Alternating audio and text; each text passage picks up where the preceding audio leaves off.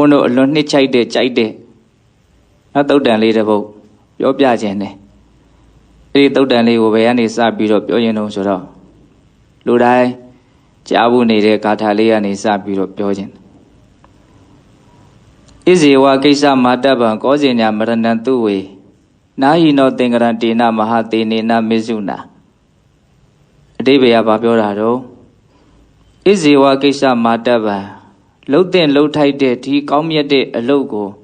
Digging neve lopsy on low like bar. Papulus or Cosina Maranan two way. Manepshama, Shendanguin ya ume meabu surago. Zuma atija, Matina Loba. Palu Manepshama, Shendanguin ya ume meabu, Palu Matina in our own soro. Nahi no Tingarantina, Mahati Nina Mizuna. Mahati Nina Mizuna, Miaswa do City, she do Timene. Nahi no Tingarantina, do the Dwema. A penny bechi, below need Hamuma Tuya me, Junia melo, change it hara. Meshilo baby. No, Loma, sit him, swim yet at the did an alley the bolo, Sojima, hola. Digging neve, low then low tide, a logo, low shell, low like bar. Pablo Lemonepsian soda, Niame, Menia, Wosoda, Tuma, Dija, Matina look. Palo Matina and Adon soda. Yaswa, though city sheeted, they mene. Tadawaria, betching Tuja melo, change it at a meshilo. The Miaswa do city she do Timen so that Tiga Tikanagui or Piora. Miaswa do city she is Suraga. A mew do a chow deari jao Kanagui have Yesi on a near Surago Yinona. A chow mew jao Kanagui ha Pian nine. Kanagui Kuranga te meme. A chow mew jao Pian nine. The Biasidia chow deari, a miaji she, Ella Jaro. Miaswa do city look Tilo Yin, no? The Miaswa do city she do Timen soda, Pabiorado. A chow mew jump Yesi nine Ikanago. Hola. The did mene go ne chain that a mishivu so that Tenza Biola. Hola, a diga Mimu do chow de Ari jump Yesi do ne Dikanago ine. A mimido ye neta. A betting up Yesi may betting Jamato Lojazolo, change it had a Tilon Daitara, Mishiu, Soloraga. A chow ali oswa, pitching up shit on night, no? Yo, I ain't shendan near a Tibo Aliga. Madeja Mumia Mudin and Toanida.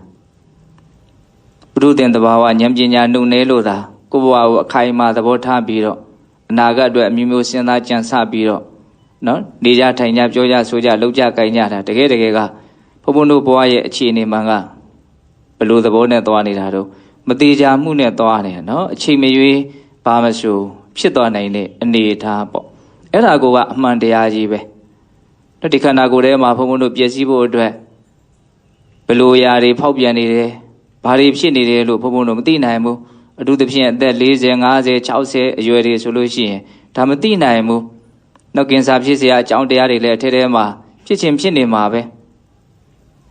A countable Maladida, be she may bo not the choose you. Sujabazo Sito Selo Kinsa Lupside. The longer that only la laudegas to at him at this sound, a good dealer, but you do a semada, 2 yara, oh, hola. At that said, don't there your lady lepsini ramishula. She did, don't get a garo. Pay you a look of Pioabu, Piobu, Dija Piobu, Malueva, no, a Jueraima, a Mumudo, Sure a chinidia, Shinainabe, Dalebe Kanagui at the Bawabe. 2 years this out habum goaza, not Jessimu go, she should be. Pibo needed the Bawa Jibe. Hola, Palaupe, Kaimaware, Sure, Lube Pipsi, Alonso, Ne Bountea, Po Nene Velo, Tapia Hoda. Hola, Tikima allowed the Shire Luleveta, Lon Share, Sona Mare. The Bioyana Avaro Yaswa do city, she did the mene, change it hara, Mishivu, Sura, Pale. Yes, Yedia, Joundia, Alon Yabia, Kanagojine, Mimido de Dua. A betting my piajazo, betting Jama Piamelo, chain hara, Mishivu, the Tajamulo, Manepsian Sura down, they are the bo, Mishivu, no? Hello, Manepsian down, but they are also the back up and no gas or the Biomini in a boat, so that Vega. Hola, Tajamulo, Dini, the Vinley. Not low then low tide a logo. A low then a chain, look damn Yaswapia, you each be your piano. Hola. I don't know, a GDG Meswapia, နော်လှုပ်ခိုင်းတဲ့အလုပ်ကဘလို့အလုပ်မျိုးတော့အခုဘုံဘုံပြောနေတဲ့ဒီဂါထာလေးကဗတ္တိကာရတတုတ်တန်ထဲမှာလာတဲ့ဂါထာလေးသူ့ရဲ့ရှေ့ကအရင်နှစ်ဂါထာမြတ်စွာဘုရားဟောထားတယ်အဲ့ဒီနှစ်ဂါထာကမြင့်မြတ်တဲ့လုပ်ငန်းစဉ်ကိုပုံဖော်ပြထားတာပေါ့နော်ဒီနေ့ပဲလှုပ်တဲ့လှုပ်ထိုက်တဲ့အလုပ်ကိုလှုပ်လိုက်မနေ့ပြန်ဆိုတာမသေးကြဘူးဘာဖြစ်လို့တော့ပျက်စီးတဲ့အကြောင်းတရားအများကြီးရှိတဲ့ဒီခန္ဓာကိုယ်နဲ့ချိန်ထားတာမရှိလို့ဘယ်ချိန်ကျမှပြက်ကြမယ်လို့တီလုံးတိုက်ထားတာမရှိလို့အဲ့လောက်ထိပြောရလောက်အောင်အရေးပါတဲ့လုပ်ငန်းကဘလို့လုပ်ငန်းမျိုးတော့အခုကိုလှုပ်လိုက်ပါကွာလို့ပြောရလောက်အောင်အရေးကြီးတဲ့အလုပ်ကဘလို့လုပ်ငန်းမျိုးတော့အဲ့ဒါရှေ့နဂါထာကအဲ့ဒါကိုမြတ်စွာဘုရားညွှန်ပြထားတာဒါအနှစ်ချုပ်ပြီးတော့ဘုံဘုံတို့ပြောတဲ့အနေအထားလေးမို့လို့အကြံမြင့်လေးပဲပြောတာပေါ့နော်အဲ့တော့ဘယ်လိုမြတ်စွာဘုရားကအဲ့ဒီမြင့်မြတ်တဲ့လုပ်ငန်းစဉ်ကိုတော့ဒီကနေ့ပဲလှုပ်လိုက်ပါလို့တိုက်တွန်းလိုက်တဲ့လုပ်ငန်းစဉ်ကိုဘယ်လိုလေးမြတ်စွာဘုရားပုံဖော်ပြတော့အတိတနာနွာဂမေယနပတိကင်ခေအနာဂတံယရတိတံပိဟိနန္တအပတ္တင်္စအနာဂတံနော်အတိတ်ကိုလည်းအစင်မလိုက်နဲ့အနာဂတ်ကိုလည်းအစင်မလိုက်နဲ့အတိတ်ဆိုတာပြီးခဲ့ပြီပျောက်ခဲ့ပြီမရှိတော့ဘူးအနာဂတ်ဆိုတာရောက်မလာသေးဘူးတဲ့ဟောအဲ့ဒီကဒါလေးရဲ့အတိတ်ပဲကဟုတ်လားပြီးခဲ့တာတွေကပြီးခဲ့ပြီဘာမှမရှိတော့ဘူးရှာလို့လည်းမတွေ့နိုင်တော့ဘူးတကယ်ကိုထာဝရပြီးခဲ့ပျောက်ခဲ့တော့တာနော်မနေ့တုန်းကကိစ္စအရင်လကကိစ္စအရင်နှစ်ကကိစ္စဟာအဲ့ဒါတွေအဲ့လောက်ဝေးတာတွေထားလိုက်အောင်ခုတင်လေးဖြစ်ခဲ့တဲ့ကိစ္စကိုတကယ်ကမရှိတော့ဘူးဒါကြောင့်မြတ်စွာဘုရားအတိတ်ကိုဘလို့မှန်မှန်ကန်ကန်သုံးသပ်ပြတော့ယရတိတံပဟိနန္တံနော်အတိတ်ဆိုတာပြီးခဲ့ပြီကုန်ခဲ့ပြီပျောက်ခဲ့ပြီဘာမှမရှိတော့ဘူးတဲ့ gain အဲ့လောက်တော့ပြက်ပြက်သားသားပြောထားတာအဲ့ဒါကြောင့်မလို့အတိတံနာနာဂမေယပြီးခဲ့ပြီးသားတွေနဲ့ပတ်သက်ပြီးတော့ဘာမှအဲ့ဒါရဲ့စိတ်ထဲမှာအကုသိုလ်တွေမဖြစ်စေနဲ့ပူလောင်မှုတွေမဖြစ်စေနဲ့ဘာမှမရှိတော့တဲ့အရာကြီးနဲ့ပတ်သက်ပြီးတော့စိတ်ထဲမှာပူးနေတာလောင်းနေတာဒါဘလောက်မိန်မဲရရောက်လဲဆိုတဲ့အဓိပ္ပာယ်မျိုးထိကိုကတွေးတတ်ရမှာနော်အနာဂတ်ကိုကြတော့မြတ်စွာဘုရားဘလို့သုံးသပ်ပြတော့အပ္ပတင်္စအနာဂတံအနာဂတ်ကရောက်မလာသေးဘူးတဲ့ဟောရောက်မလာသေးဘူးဆိုတော့ဆန္ဒတွေသိစောမနေနဲ့သူလည်းတကယ်မရှိသေးဘူးလို့ပြောတာပဲဟုတ်လားဒါကြောင့်တကယ်မရှိသေးတဲ့အရာတွေနဲ့ပတ်သက်ပြီးတော့လည်းပဲစိတ်ကိုနော်ຢာကဒေါသမောဟတို့ဖြစ်မပင်ပန်းစေနဲ့မပူလောင်စေနဲ့အကုသိုလ်မဖြစ်စေနဲ့လို့ပြောတာဟုတ်လားဒါကြောင့်အတိတ်ကိုလည်းမပြန်နဲ့အနာဂတ်ကိုလည်းမကြံနဲ့ဘာကြောင့်လဲအတိတ်ဆိုတာမရှိတော့ဘူးအနာဂတ်ဆိုတာရောက်မလာသေးဘူးတဲ့အလွန်ကောင်းတဲ့ဒေသနာလေးရေနော်အဲ့ဒါလိုလေးသုံးသပ်ပြပြီးတော့မြတ်စွာဘုရားကအဲ့ဒါလိုအတိတ်ကိုမပြန်ဖို့အနာဂတ်ကိုမကြံဖို့တကယ်လက်တွေ့မှာဘလို့နေမလို့ဒုတိယကထာပိစုပန်နေစယောဓမ္မတထဝိပတ္တိအတ္တဟိရအတ္တကုပ္ပံတံဝိရာမနုပြုဟိအခုလောလောဆယ်ပိစုပန်အခိုက်အတန့်တိုင်းမှာဖြစ်နေတဲ့ယုံ nant သဘာဝတရားလေးတွေပုဂ္ဂိုလ်တ attva သဘောမဟုတ်တဲ့ဟုတ်လားအခုလောလောဆယ်ပိစုပန်အခိုက်အတန့်တိုင်းမှာဖြစ်နေတဲ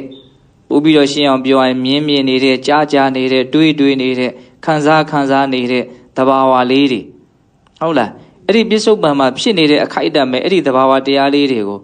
သူတို့ဟာဘလို့သဘောရှိသလဲဆိုပြီးတော့သူတို့ရဲ့သဘောလေးတွေကိုအမှန်မြင်အောင်ကြည်နေတဲ့ပြစ္ဆုတ်ပံနဲ့စယောဓမ္မတထဝိပတ္တိအခုလောလောဆယ်ဖြစ်နေတဲ့သဘောလေးကိုအမှန်တိုင်းမြင်အောင်ကြည်နေတဲ့အမှန်တိုင်းမြင်အောင်ကြည်တယ်ဝိပတ္တိဝိပဿနာဟုတ်လားကိုဘုန်းတို့ရဲ့ဗဂတိမျက်စိကအမှန်တိုင်းမြင်တာမဟုတ်ဘူးအပေါ်ယံအယောင်တွေလောက်ကိုပဲလှတယ်မလှဘူးကြည်ကောင်းတယ်ကြည်မကောင်းမှုလောက်ပဲမြင်တာအပေါ်ယံပဲမြင်တာအဲ့လိုအပေါ်ယံမြင်တော့ကြိုက်တယ်မကြိုက်ဘူးနဲ့ပဲနောက်တုံ့ပြန်ပြီးတော့ဆင်းရဲခြင်းနဲ့ပဲအဆုံးသတ်သွားတာပေါ့ဟုတ်လားဒါကြောင့်မြတ်စွာဘုရားကကြည်ကောင်းတယ်ကြည်မကောင်းမှုဆိုတဲ့အမြင်နော်ကြိုက်ခြင်းမကြိုက်ဖြင့်တုံ့ပြန်မှုဆင်းရဲဒုက္ခဖြင့်အဆုံးသတ်မှုအဲ့ဒါတွေမဖြစ်စေဖို့ဟုတ်လားအဲ့ဒီကြည်ကောင်းတယ်ကြည်မကောင်းမှုလို့ထင်နေတဲ့အရာတွေရဲ့အပေါ်မှာအမှန်မြင်အောင်ကြည်ခိုင်းတာအဲ့ဒါတွေကဘလို့သဘောရှိတုံးတကယ်ကအိဋ္ဌဒုက္ခအနတ္တပဲလေဖြစ်နေတဲ့တရားတွေကအိဋ္ဌဒုက္ခအနတ္တပဲမမြဲတဲ့သဘောမကောင်းတဲ့သဘောနော်ကိုဖြစ်ချင်တိုင်းမဖြစ်တဲ့သဘောသူ့အကြောင်းရှိတဲ့အတိုင်းဖြစ်နေတဲ့သဘောဟုတ်လားမမြဲတဲ့သဘောမကောင်းတဲ့သဘောအကြောင်းရှိသည့်အားလျော်စွာဖြစ်နေတဲ့သဘောအိဋ္ဌဒုက္ခအနတ္တဆိုတာအဲ့ဒါပဲလေဟုတ်လားအဲ့ဒါလိုမျိုးပြစ္ဆုတ်ပံမှာဖြစ်နေတဲ့တရားကိုအိဋ္ဌဒုက္ခအနတ္တအမှန်တိုင်းမြင်အောင်ကြည်နေတဲ့အဲ့လိုကြည်နေလို့ရှိရင်အတ္တဟိရံအတ္တကုပ္ပံအဲ့ဒီကြည်နေတဲ့အခိုက်အတန့်မှာဒီစိတ်ကိုအဲ့ဒီကိုကြည်နေတဲ့အာယုန်တွေကကိုမြင်နေရတဲ့အဲ့ဒီသဘာဝတရားတွေကလောဘဖြစ်အောင်လည်းမဖြားရောက်နိုင်ဘူးဒေါသဖြစ်အောင်လည်းမဖြည့်ဆည်းနိုင်ဘူးတဲ့ဘလောက်ကောင်းတော့နော် ပြစ္ဆုတ်ပံမှာဖြစ်နေတာလေးကိုကိုကအမှန်တိုင်းမြင်နေတဲ့အခိုက်အတန့်လေးမှာအဲ့ဒီကိုအမှန်တိုင်းမြင်နေတဲ့အာယုံလေးကကိုယ်စိတ်ကိုຢာကဖြစ်အောင်လည်းမဖြားရောက်နိုင်ဘူးဒေါသဖြစ်အောင်လည်းမဖြစ်စည်းနိုင်ဘူးဆိုလိုတာကအဲ့ဒီအချိန်မှာစိတ်ကအလွန်ကိုပဲအည်အသွေးရှိတယ်အလွန်ကိုပဲတန့်ရှင်းတယ်ဖြူစင်တယ်ကောင်းမွန်တယ်ဘာလို့လဲဆိုတော့ຢာကဒေါသတို့ဖြင့်နော်ဖြားယောင်းခြင်းဖြစ်စည်းခြင်းကိုမခံရလို့နော်စိတ်မှာအညစ်အကြေးကင်းသွားတာပေါ့နော်အဲ့ဒါလိုနေတဲ့နီးဟာဘဝမှာအမြင့်မားဆုံးအမြင့်မြတ်ဆုံးနေတဲ့နီးလို့ဆိုရမယ်ဟုတ်လားကိုယ်စိတ်မှာနော်ຢာကဒေါသမောဟမဖြစ်အောင်နေတဲ့နီးလောက်ကောင်းတဲ့နီးပဲရှိမယ်တော့ဟုတ်လားဒါကြောင့်ပြစ္ဆုတ်ပံမှာဖြစ်နေတဲ့တရားလေးကိုအိဋ္ဌဒုက္ခအနတ္တပဲဟဲ့လို့အမှန်သိအောင်အမှန်မြင်အောင်ကြည့်ပြီးတော့နေရှုပြီးတော့နေအဲ့လိုနေလို့ရှိရင်ဒီအာယုန်တွေကဒီသဘာဝတရားတွေကကိုယ်စိတ်ကိုလောဘဖြစ်အောင်လည်းမဖြားရောက်နိုင်ဘူးဒေါသဖြစ်အောင်လည်းမဖြစ်စည်းနိုင်ဘူးအဲ့ဒါလိုနေတဲ့နီးနဲ့ပညာရှိတွေဟာနေကြတယ်တဲ့တန်ဝိတော်မနုပြွေရေးဆိုတာအဲ့ကိုပြောတာဟုတ်လားပိစုပန်နေစယောဓမ္မတထတထဝိပတ္တိအတန်ဟိရံအတန်ကုပ္ပံတန်ဝိတော်မနုပြွေရေးသူကလုပ်ငန်းစဉ်ကိုပြတယ်အလွန်ရှင်းလင်းပြတ်သားတဲ့ဒေသနာတော့နော်ဂါထာနှစ်ပုဒ်ဟုတ်လားပထမဂါထာဘာပြောတော့အတိတ်ဆိုတာပြီးခဲ့ပြီအနာဂတ်ဆိုတာမရောက်သေးဘူးဒါကြောင့်အတိတ်ကိုမပြန်နဲ့အနာဂတ်ကိုမကြံနဲ့အတိအကျပြောရရင်အတိတ်ကိုလည်းစိတ်ကအစဉ်လိုက်မနေနဲ့အနာဂတ်ကိုလည်းအစဉ်လိုက်မနေနဲ့ဟုတ်လားဟိုမိခင်နွားမကြီးရဲ့နောက်ကိုမွေးကာသနွားငယ်လေးဟာတကောက်ကောက်လိုက်နေတယ်ဘယ်သွားလို့မှ तू ကမပြတ်ဘူးလိုက်နေတာအစဉ်လိုက်နေတယ်ဆိုတော့ခေါင်းထဲမှာအဲ့ဒီဥမာလေးပေါ်လာတယ်မြတ်စွာဘုရားလည်းအဲ့ဒီဥမာလေးခဏခဏပေးတာရှိတယ်အဲ့လိုပဲဘုန်းဘုန်းတို့စိတ်တွေကအာယုံနောက်ကိုအစဉ်လိုက်နေတယ်တကောက်ကောက်နဲ့လိုက်နေတယ်ဘယ်ပဲလိုက်နေတာများတော့အတိတ်သို့မဟုတ်အနာဂတ်မရှိတော့တာတွေနောက်ကိုလိုက်နေတာနော်မရောက်သေးတာတွေနောက်ကိုလိုက်နေတာနော်လောက်မှန်ပါတော့စဉ်းစားကြည့်နော်ဒါကြောင့်မို့လို့မြတ်စွာဘုရားအတိတ်ကမရှိတော့ဘူးအနာဂတ်ကမရောက်သေးဘူးအတိတ်ကိုအစဉ်မလိုက်နဲ့အနာဂတ်ကိုအစဉ်မလိုက်နဲ့ဘလို့နေရမှာတော့အခုပြစ္ဆုတ်ပံမှာဖြစ်နေတဲ့သဘာဝတရားကိုအမှန်သိအောင်ကြည့်ပြီးတော့နေအဲ့ဒါဆိုလို့ရှိရင်ဒီစိတ်ကလောဘဒေါသမဖြစ်ဘူးအဲ့ဒီလိုမြင်မာတဲ့နေတဲ့နီးနဲ့ပညာရှိတွေဟာနေကြတယ်တဲ့ဒါနေနီးအကောင်းဆုံးအကျင့်မြတ်ကိုမြတ်စွာဘုရားညွှန်ပြတာဟုတ်လားအဲ့ဒီလိုနေတဲ့နီးနဲ့ဘယ်သူတွေနေကြတာတော့အမျှော်မြင်ရှိတဲ့ဉာဏ်ရှိတဲ့လူတွေဟာနေကြတယ်တဲ့အဲ့ဒီနှစ်ဂါထာပြီးမှသောသောဂါထာကိုမြတ်စွာဘုရားဟောတာနော်ဣဇေဝကိစ္စမာတ္တဗံဒီကနေ့ပဲလှုပ်တဲ့လှုပ်ထိုက်တဲ့အလွန်မမြင့်တဲ့အဲ့ဒီအလုပ်ကိုလှုပ်ဖြစ်အောင်လှုပ်လိုက်ကောဇင်ညာမတဏသူ့ဝေမနေ့ပြန်မှာရှင်သန်ခွင့်ရအောင်မယ်မရတော့ဘူးဆိုတာဘယ်သူမှမသိနိုင်ဘူးဘာကြောင့်မသိနိုင်တာတော့အကြောင်းပြချက်အလွန်ကောင်းတယ်နော်မဟာတိနေနမေစုနာများစွာစစ်တီရှိသောတေမင်းနဲ့နာဟိနောသင်္ကရတေနတတ္တဝါတွေဟာချိန်ထားတာမရှိဘူးပျက်စီးတွေကအကြောင်းတရားအလွန်များတဲ့ဒီခန္ဓာကိုယ်ကြီးနဲ့တတ္တဝါတွေဟာဘယ်ချိန်မှတို့သေးကြမယ်ဘယ်ချိန်မှတို့ပျက်စီးကြမယ်လို့နော်တီလုံးတိုက်ထားတာချိန်ထားတာမရှိဘူးတဲ့ဟောဆိုလိုတာကသောသောကပြောတဲ့အလွန်မွန်မြတ်တဲ့အဲ့ဒီဝိပဿနာအကျင့်ကိုနော်အဲ့ဒီလိုခံယူချက်နဲ့အော်မနေ့ပြန်တော့မှငါရှင်ဖို့မသေးကြဘူးဆိုတဲ့ခံယူချက်နဲ့စဉ်းစားကြည့်နော်ဒီခံယူချက်မျိုးဖုံဖုံတို့မှာရှိဖို့မလွယ်ဘူးနော်မနေ့ပြန်တော့ငါမသေးကြဘူးဆိုရပါစို့မနေ့ပြန်မှာမုတ်ချကိုသေမဲ့လူတယောက်သေတံပေးခံရလို့ပဲဖြစ်စီဒါမှမဟုတ်တစုံတစ်ခုသောအကြောင်းကြောင့်သူကြိုတိနေတယ်ကြိုတိနေလို့ပဲဖြစ်စီမနေ့ပြန်သေတော့မယ်သူ့ရဲ့ရှင်သန်မှုကဒီနေ့တည်းရပဲရှိတော့တယ်ဆိုရင်ကိုမြဲတကယ်လို့အဲ့လိုဖြစ်ခဲ့မယ်ဆိုရင်ဘာလုပ်မလဲစိတ်တွေကဘလို့တွေတွေးမယ်လို့ထင်လဲ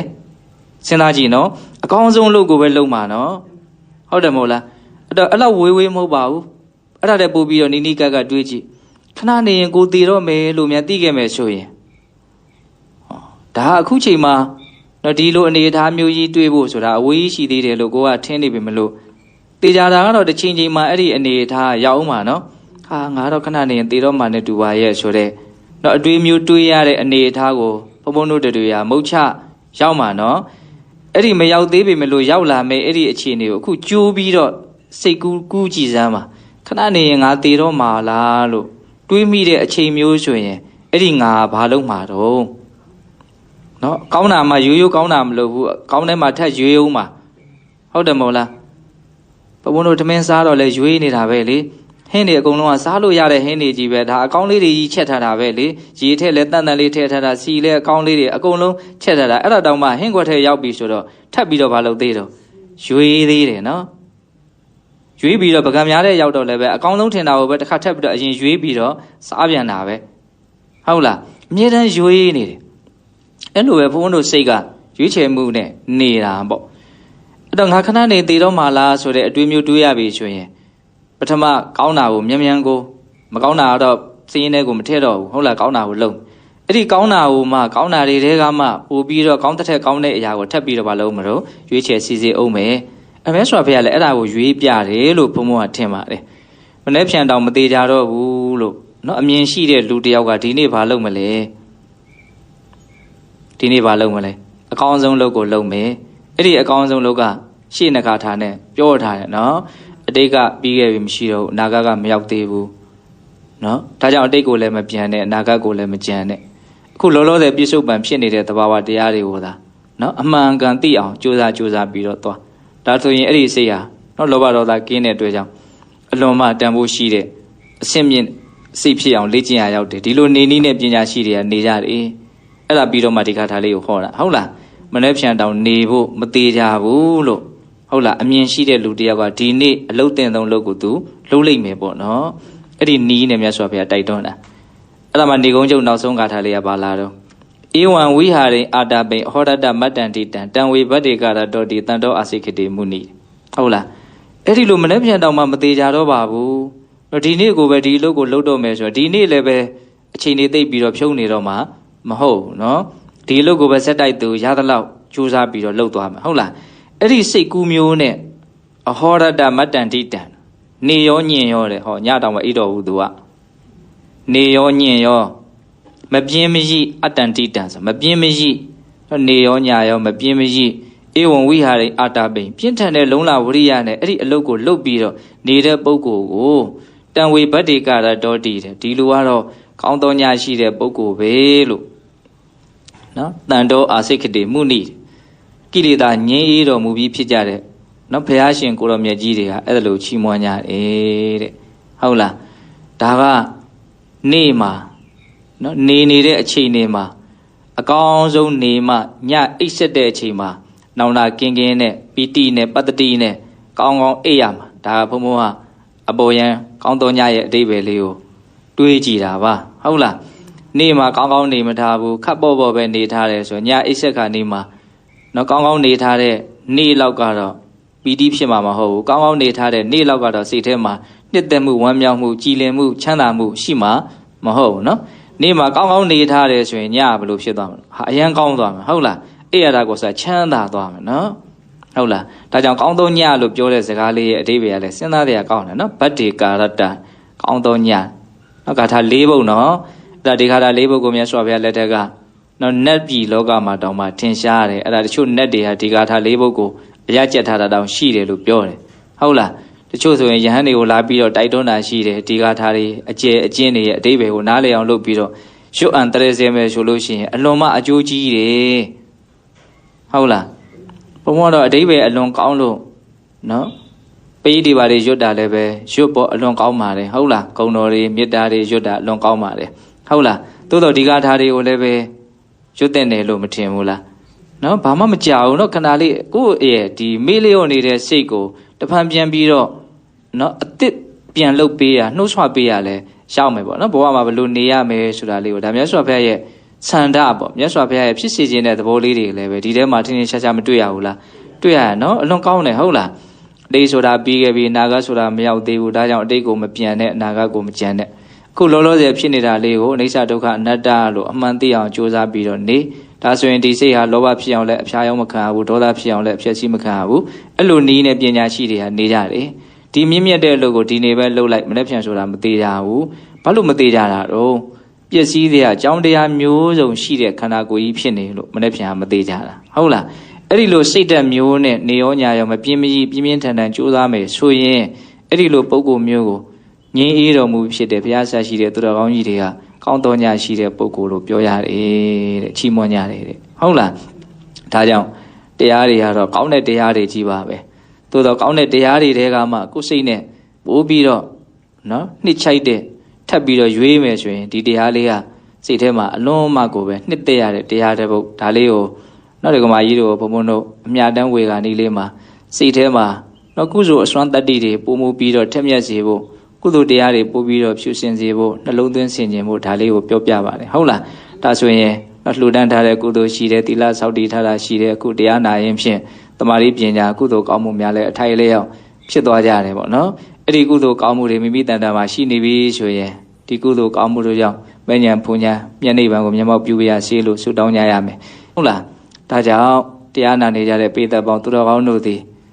နော်မဉ္ဇဉ်ဘုံညာမျက်နှိပ်ပံကိုလျင်မြန်ထုတ်ချောက်မျက်မှောက်ပြုနိုင်သည့်အထိကြိုးစားအထောက်နိုင်ကြတဲ့သူတော်ကောင်းတွေဖြစ်ကြပါစေတည်း